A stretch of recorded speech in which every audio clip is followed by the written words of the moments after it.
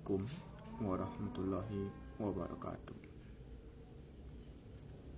Pada kesempatan kali ini, saya Muhammad Jafri pada mata kuliah Sejarah Indonesia 1900 sampai 1945 akan mereview sebuah buku. Buku tersebut bercerita tentang Siti Nurbaya yang berjudul Kasih Tak Sampai. Buku tersebut merupakan karangan dari Marah Rusli yang diterbitkan Balai Pustaka Jakarta, diterbitkan pada tahun 1992, yang memiliki halaman 271 halaman. Tokoh dari cerita Siti Nurbaya ini ialah Siti Nurbaya sendiri, Syamsul Bahri, Datuk Maringgih, Baginda Sulaiman, dan Sultan Mahmud. Siti Nurbaya, Syamsul Bahri, Datuk Maringgih, Baginda Sulaiman, dan Sultan Mahmud merupakan tokoh utama dari cerita Siti Nurbaya yang berjudul Kasih Tak Sampai ini. Bagi kita, masyarakat Sumatera Barat khususnya, cerita Siti Nurbaya mungkin sudah tidak asing lagi. Kisah Siti Nurbaya ini identik dengan kisah penderitaan seorang wanita. Awal mula penderitaan bagi Siti Nurbaya ini bermula ketika ia masih kecil. Ketika itu, salah satu orang tuanya yang merupakan ibunya meninggal dunia. Dari kecil hingga beranjak dewasa dan mulai mengenal cinta, Siti Nurbaya hanya bersama dengan ayahnya yang bernama Baginda Sulaiman. Baginda Sulaiman merupakan seorang pedagang yang terkemuka di Kota Padang. Sebagian modal usaha dari Baginda Sulaiman ini merupakan pinjaman dari rentainer yang bernama Datuk Maringgih. Awal mula perdagangan Baginda Sulaiman ini sangat maju dan berkembang pesat. Namun, kemajuan dan perkembangan pesat tersebut tidak dikehendaki oleh Datuk Maringgih. Datuk Maringgih di sini merupakan tokoh yang sangat serakah. Ia menghalalkan segala cara untuk menghancurkan Baginda Sulaiman.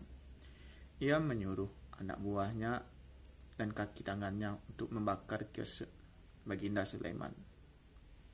Setelah kios Baginda Sulaiman terbakar, tentu ia tidak akan mampu membayar hutang kepada Datuk Maringgih.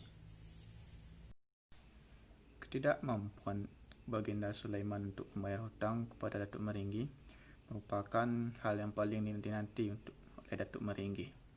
Karena ini merupakan kesempatannya, ia terus mendesak agar Baginda Sulaiman membayar hutangnya. Namun, Baginda Sulaiman tidak mampu untuk membayar hutang tersebut. Hutang Baginda Sulaiman tersebut bisa dianggap lunas oleh Datuk Maringgih, tapi Baginda Sulaiman harus menyerahkan putrinya Siti Nurbaya kepada Datuk Maringgih. Mengetahui akan hal itu, tentu Siti Nurbaya sangat bersedih. Tak terhitung air mata yang bercucuran keluar mengalir untuk mengungkapkan kesedihannya. Apalagi ia harus meninggalkan kekasihnya Syamsul Bahri yang lagi bersekolah di Stovia, Jakarta. Namun, keselamatan ayah handanya tentu lebih penting bagi Siti Nurbaya. Syamsul Bahri yang lagi berada di Jakarta, yang sedang bersekolah, mengetahui akan peristiwa tersebut. Terlebih, Siti Nurbaya mengirimkan surat kepada Syamsul Bahri mengenai apa yang menimpa dirinya beserta keluarganya. Pada kesempatan libur sekolah, Syamsul Bahri kembali ke Padang dan ia dapat bertemu empat mata dengan Siti Nurbaya. Namun, pertemuan Syamsul Bahri tersebut diketahui oleh Datuk Maringgih dan terjadilah keributan. Keributan tersebut didengar oleh ayahnya Baginda Sulaiman yang sedang sakit keras.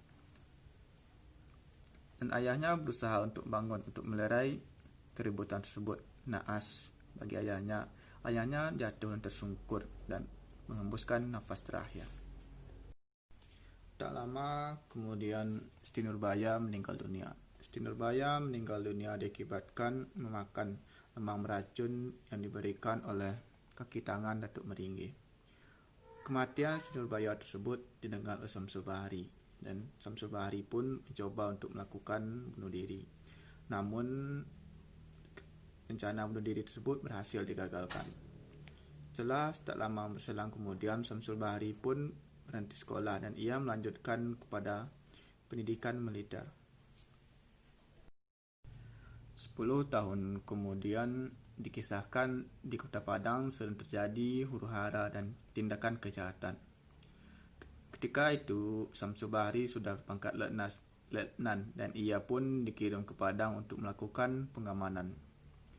Ketika melakukan pengamanan tersebut, Samsul Bahri mengganti namanya dengan Letnan Mas. Setelah sampai di Padang, ia bertemu dengan Datuk Maringgi. Tanpa berpikir panjang, Samsul Bahri langsung menembak Datuk Maringgi. Datuk Maringgi pun tersungkur. Namun naas bagi Samsul Bahri, ketika Datuk Maringgi tersungkur, ia berhasil membacok kepala dari Samsul Bahri dan Samsul Bahri pun tersungkur dan kemudian ia dilarikan ke rumah sakit. Setelah dilarikan ke rumah sakit, Samsul Bahri meminta untuk bertemu dengan ayahnya. Namun ajal lebih dulu datang menjemputnya. Sebelum ia bertemu dengan orang tuanya, ia sudah terlebih dahulu menemui ajalnya. Pada kisah ini, kita seharusnya sebagai seorang manusia tidak boleh memaksakan kehendak. Belum tentu apa yang menurut kita baik dengan menghalalkan secara cara untuk mendapatkan kehendak tersebut bisa berdampak baik bagi orang tersebut. Seperti halnya kisah Siti Nurbaya ini yang akhirnya hanya menimbulkan kekacauan dalam hidup orang lain, dan itu sangat tidak baik untuk kita.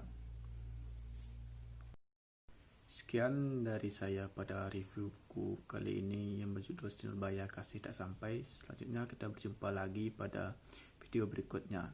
Akhir kata, wassalamualaikum warahmatullahi wabarakatuh.